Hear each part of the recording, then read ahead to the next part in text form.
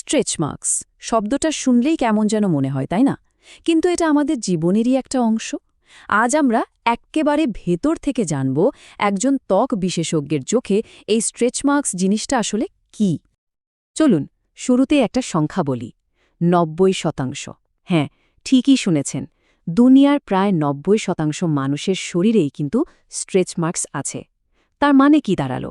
এই দাগগুলো থাকাটা কোনো ব্যতিক্রম না, বরং এটাই স্বাভাবিক।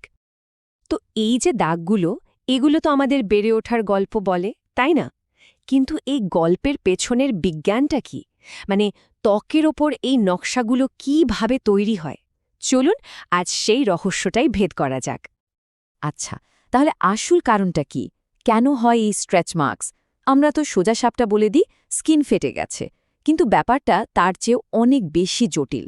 সত্যি বলতে এটা অনেকটা ত্বকের নিচে চলা একটা দৌড় প্রতিযোগিতার মতো, যেখানে শরীর সময়ের চেয়েও দ্রুত দৌড়াচ্ছে। একবার ভাবুন তো জীবনের সেই সময়গুলোর কথা, বয়ঃসন্ধিকাল, প্রেগন্যান্সি বা হয়তো জিমে গিয়ে খুব দ্রুত মাসল গেইন করা। এই সময়গুলোতে কি হয়, শরীরটা খুব দ্রুত বদলাতে থাকে, তাই না?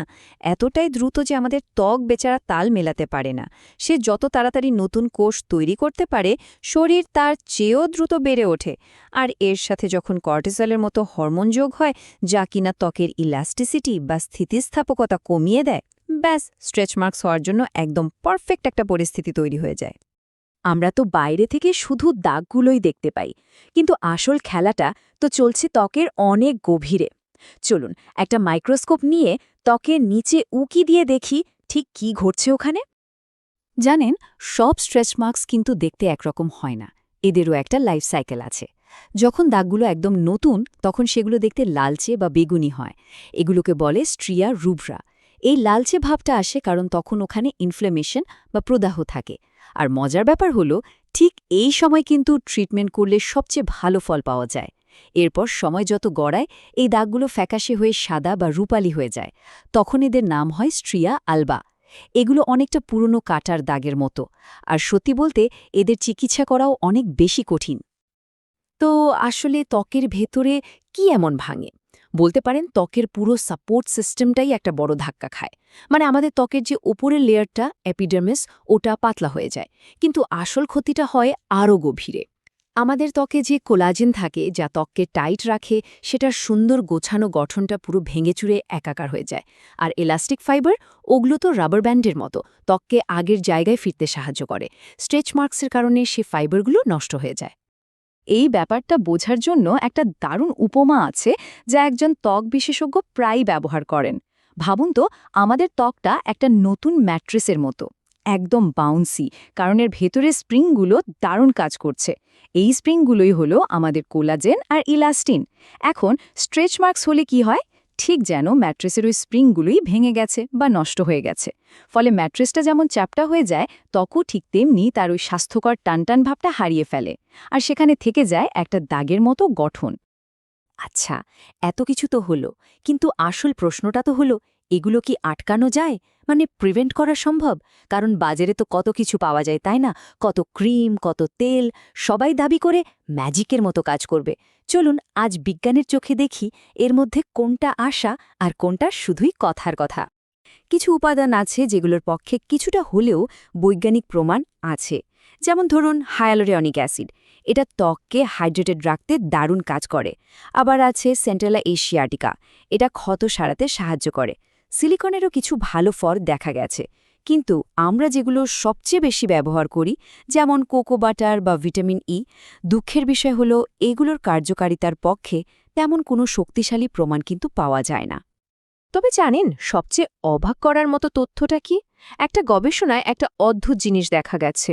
সেখানে দেখা গেল কোনো বিশেষ তেল ব্যবহার করার চেয়েও বেশি কার্যকর হলো সেই তেলটা ত্বকে ম্যাসাজ করার পদ্ধতিটা। ভাবা যায়? এর মানে কি দাঁড়ালো? হয়তো ত্বককে নিয়মিত আর্দ্র রাখা আর আলতো করে ম্যাসাজ করে রক্ত সঞ্চালন বাড়ানো, এটাই প্রতিরোধের সবচেয়ে ভালো এবং সহজ উপায়। ওকে, তাহলে বোঝা গেল যে প্রতিরোধ করাটা খুব একটা সহজ না। কিন্তু যদি স্ট্রেচ মার্কস হয়েই যায় আর কেউ যদি চায় সেটা ট্রিটমেন্ট করতে, তাহলে উপায় কি? চলুন এবার আমরা চিকিৎসার যে গেম প্ল্যানটা আছে সেটা ধাপে ধাপে জেনে নেই।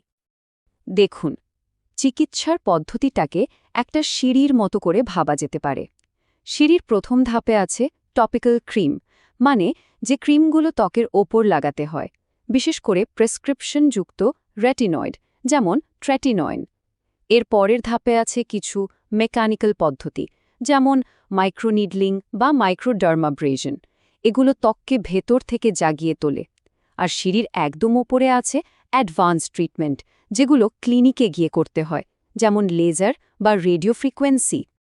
আচ্ছা, ট্রিটমেন্টের ধরন যাই হোক না কেন, সবার লক্ষ্য কিন্তু একটাই। সেটা হলো ত্বকে নতুন করে কোলাজেন বানানোর জন্য সিগন্যাল দেওয়া। যেমন ধরুন ট্রেটিনয়েন ক্রিম। এটা ত্বকের কোষগুলোকে দ্রুত নতুন করে জন্মাতে সাহায্য করে, ফলে নতুন কোলাজেন তৈরি হয়। তবে মনে রাখতে হবে, এটা কিন্তু প্রেগন্যান্সির পরে ব্যবহার করতে হয়। অন্যদিকে মাইক্রোনিডলিং বা লেজারের মতো প্রসিডিয়ারগুলো কি করে? এগুলো ত্বকে খুব নিয়ন্ত্রিতভাবে ছোট ছোট ইনজুরি তৈরি করে, আর শরীর তখন সেই জায়গাটা সারানোর জন্য নতুন গোছানো কোলাজেন পাঠাতে শুরু করে। আর হ্যাঁ, ওই যে নতুন লালচে দাগগুলো, স্ট্রিয়ার রূপরা, সেগুলোর জন্য ভ্যাসকুলার লেজার কিন্তু দারুণ কাজ করে, কারণ ওটা সরাসরি ওই লালচে ভাবটাকেই টার্গেট করে। তো স্ট্রেচ মার্কস নিয়ে তো অনেক গভীরে গিয়ে আলোচনা হলো। তাহলে এই পুরো আলোচনা থেকে কোন বিষয়গুলো আমাদের একদম মাথায় গেঁথে নেওয়া উচিত? চলুন এক নজরে সবটা গুছিয়ে নিই। প্রথম এবং সবচেয়ে জরুরি কথা হলো, স্ট্রেচ মার্কস একদমই স্বাভাবিক একটা ব্যাপার। মনে আছে তো সেই ৯০% কথা? দ্বিতীয়ত, এটা পুরোপুরি প্রতিরোধ করা হয়তো সম্ভব না, কিন্তু ত্বককে হাইড্রেটেড রাখা আর ম্যাসাজ করা কিছুটা হলেও সাহায্য করতে পারে। তৃতীয়ত, যদি ট্রিটমেন্টের কথা ভাবেন, তাহলে আসল লক্ষ্য হলো কোলাজেনকে নতুন করে তৈরি করা। আর সবচেয়ে ভালো ফল আসে যখন টপিক্যাল ক্রিম যেমন ট্রেটিনয়েন আর ক্লিনিকের প্রসিডিওর একসাথে করা হয়। আর সবশেষে এই ট্রিটমেন্ট করানো বা না করানো, এই সিদ্ধান্তটা কিন্তু সম্পূর্ণ ব্যক্তিগত।